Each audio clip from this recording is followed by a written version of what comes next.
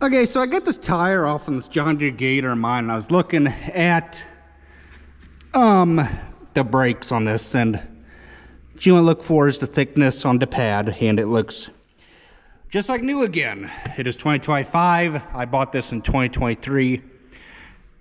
Dealer, the book says to do it, what, every 500 hours or so, and that's a load of crap.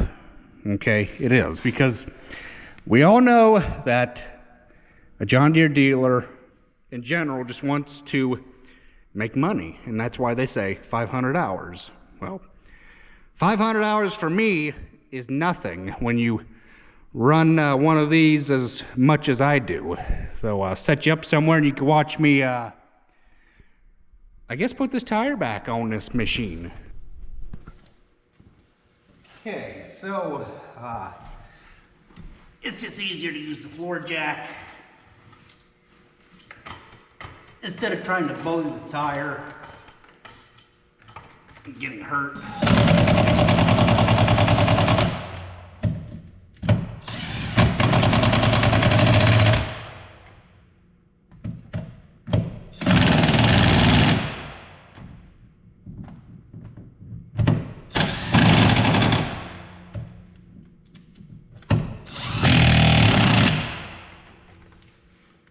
Okay, darn it, think.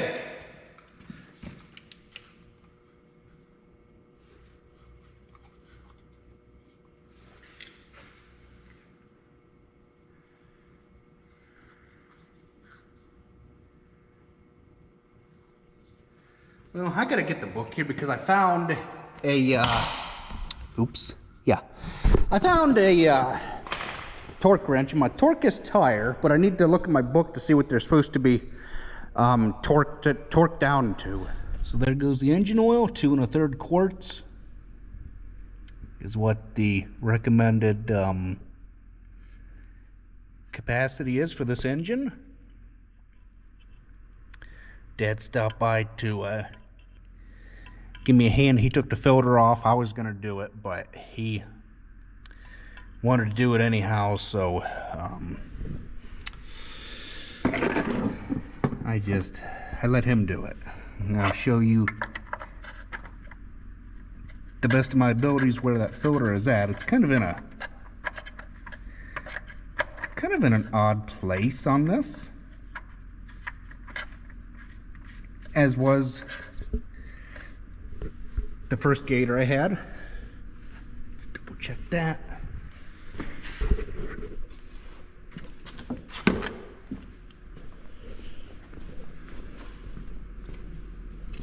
It is. I don't know how well you guys are gonna be able to see it. It is right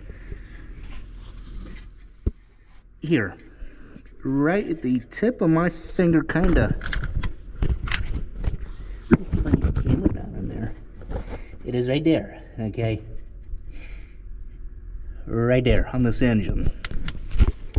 Making it a pain in the butt to get to, but hey, it's where they put it on this engine. For those of you that are curious where the location is, right in front of this valve cover body here. Okay, draw a straight line from the corner of this Deere emblem all the way down, and you'll find the oil filter. Okay, so we're gonna do this machine is engine oil. We're not gonna do air or anything like that. We are going to blow it out, though, when we are done, because it needs done. And I'm gonna wipe it off. Needs to be within them 3 hash marks right there. So what we're gonna do, we're gonna put this guy back in here, just like that, and wait a couple seconds. We're gonna pull it back out, and why don't you say we are in range right there, okay? Not too full, not too empty. We'll even do it a third time for those of you that have missed that, okay?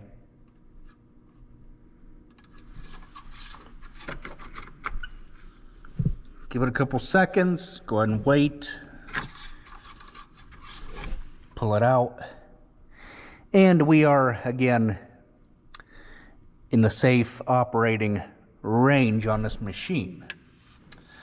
So, I guess we can go on ahead, start it, and go ahead and check for leaks.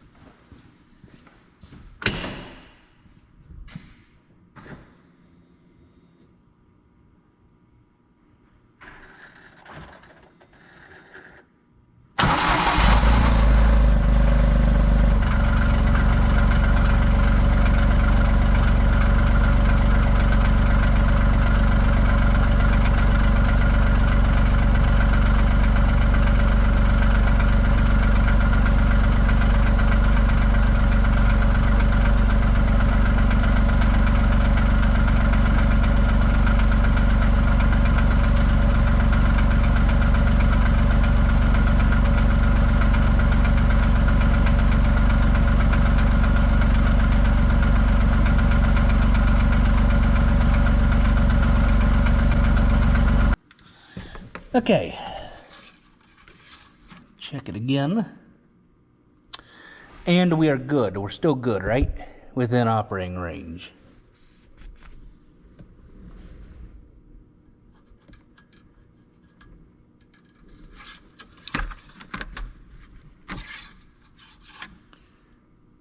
Oh yeah, we're good. We actually might even be just a skosh too full, but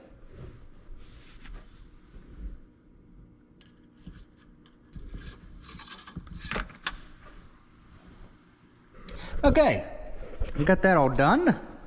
I'm pleased. We need to put this cap back on that we have lost earlier.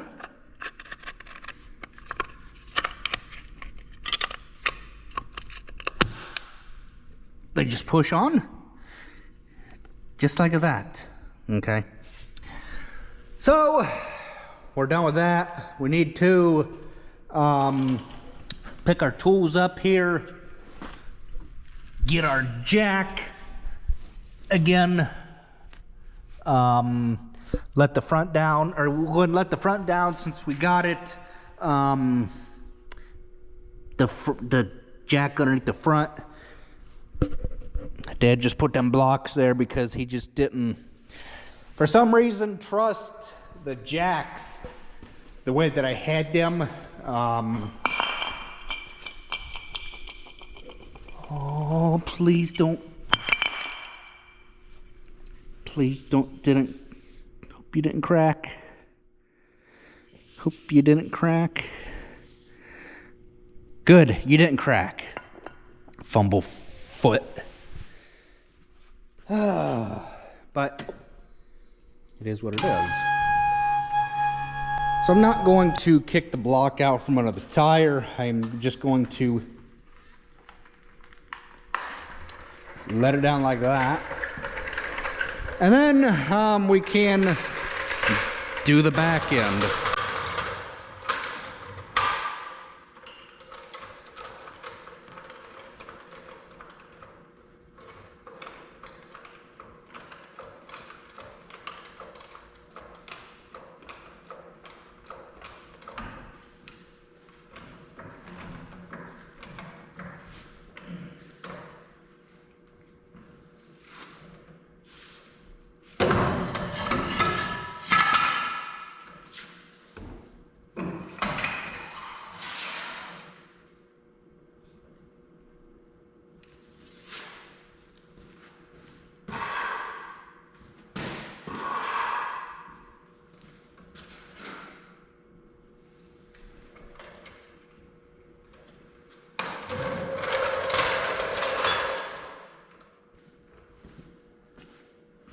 So I got the torque wrench set, and all you do is you just screw this black handle to the right to increase, or to the left to decrease, and as you guys can see, Maybe you can't, I don't know. They're numbers, okay? You can set your torque strength based on the numbers, and I need to pick that thing back up again with the floor jack so that way I can torque these correctly. You can't torque them sitting on the ground. That's not how you're supposed to do it.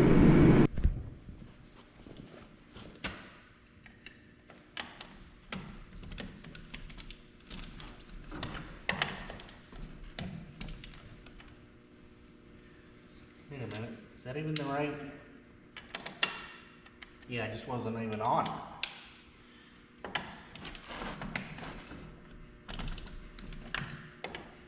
Maybe this thing does need to be on the ground.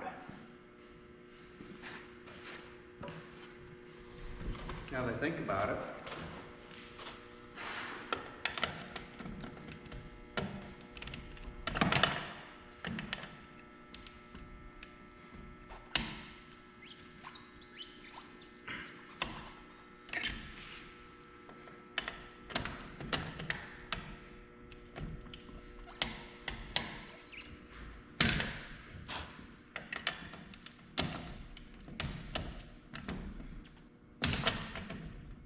I have no clue what I'm doing.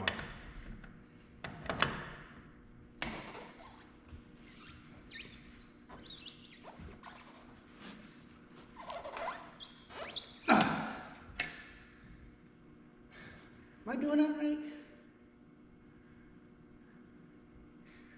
Yeah, we're at 40.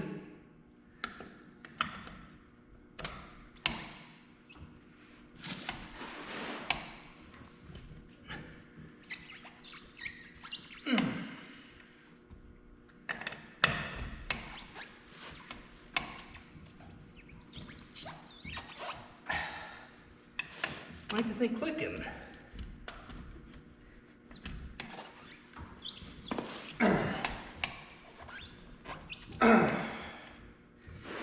I'm just gonna stop there before I break anything. Or you know what? Let's just go ahead and check the other side while we're at it, because I'm almost sure that I'm not doing something right with this wrench.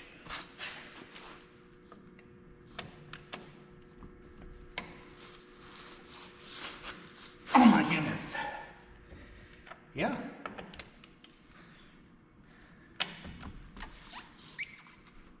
That's tight.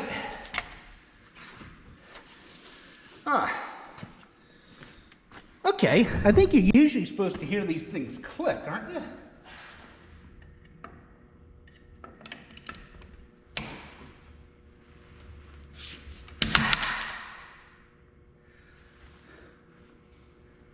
Huh. I don't know why that came off.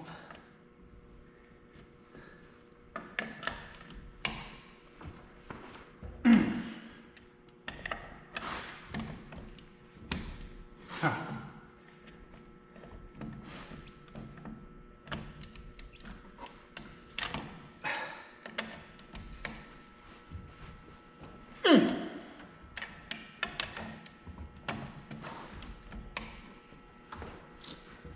Oh.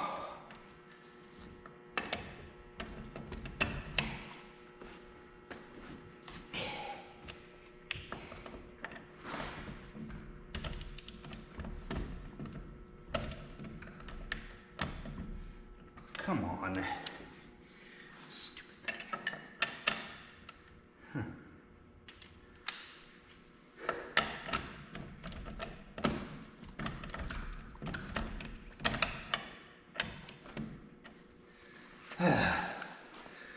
Okay, so we're good.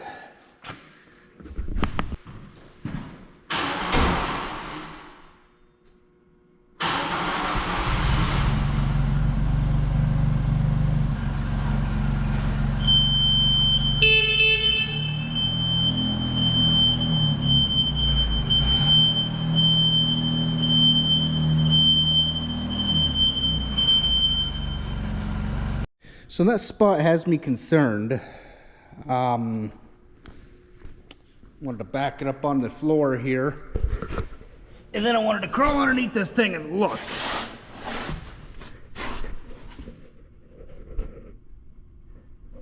Okay, so we're not leaking no oil.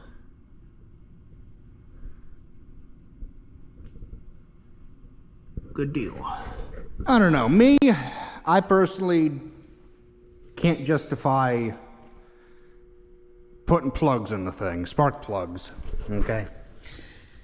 It's just not gonna happen. Now, what is gonna happen though is this air filter.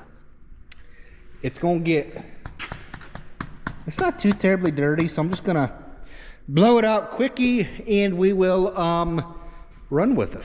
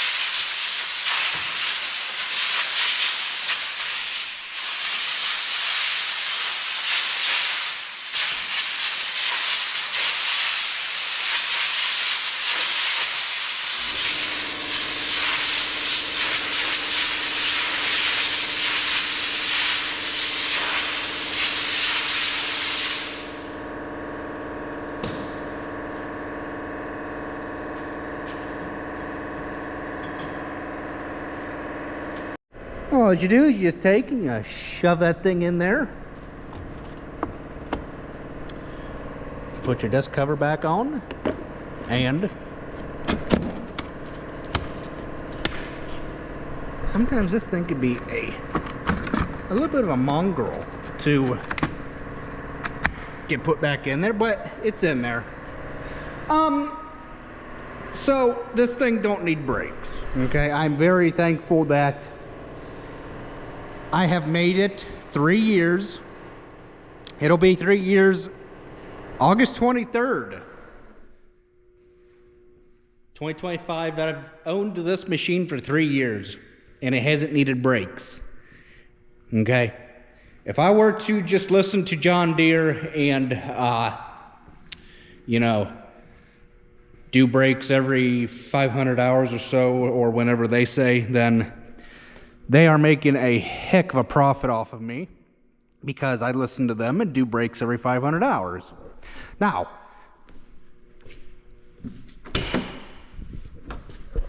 this machine has 1,500 or 1,059 hours, I mean. Excuse me. 1,059 hours. That's not bad. Okay, for a 3-year-old Gator. And it runs just like new. There's nothing wrong with it. Everything works, functions as it should.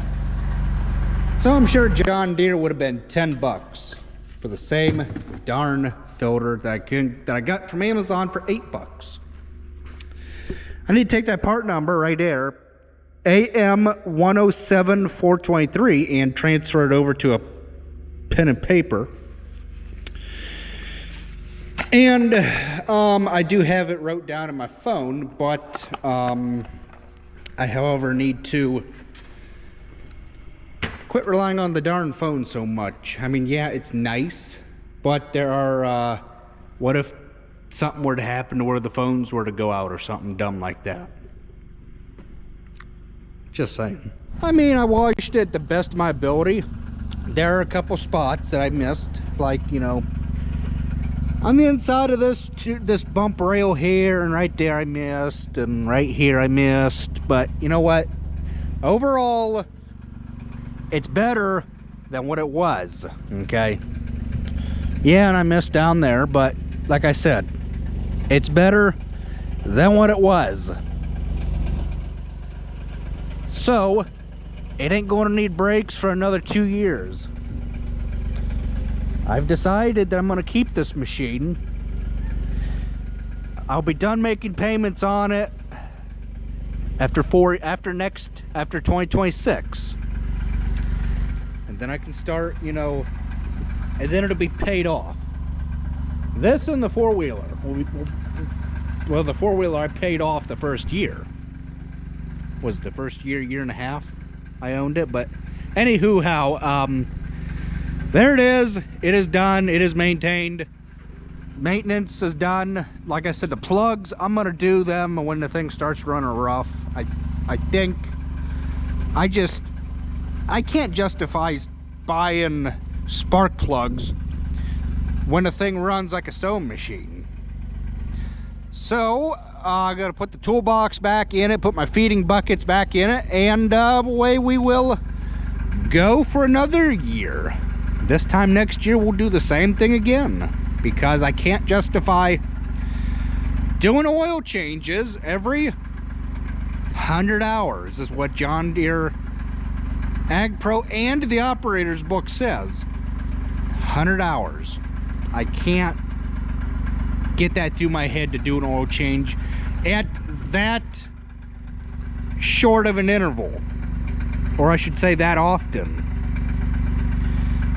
So we'll just keep doing it every year like we have been doing with the other buggy. I try to save myself probably 100, 150 or so. They Ag Pro charges a hauling fee, so I think that's like 50 bucks or so, and labor and shop rate and all that, and it just would have, you know, not made any sense when, again, this machine does not need anything.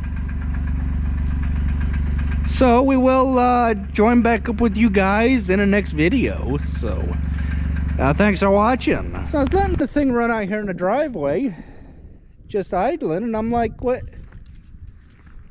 the hell is that? Okay, that's engine oil. Why is it leaking out of my machine? I don't know. Probably because the filter's bad. Okay, this is aggravating bullcrap. Yeah, it just is. I parked in a different spot this time. It's probably leaking at the filter. Yeah, you can see it right there. It's leaking, okay? It's probably dripping at the filter, leaking down and around, and just making a heck of a mess. So it is in fact leaking. I can see oil right down there. I can see it's wet, okay? So, it is leaking. I don't know, again, if I get the camera in there, get you guys a little better shot, but it is leaking, and that is, wow, it is not good. I don't know if the filter or the O-ring stuck to, I don't know. I don't know if an O-ring is stuck or something. Something isn't right. So that's a filter that come off this machine. Did the filter, now the O-ring's stuck to this one, so I don't know what the hell changed.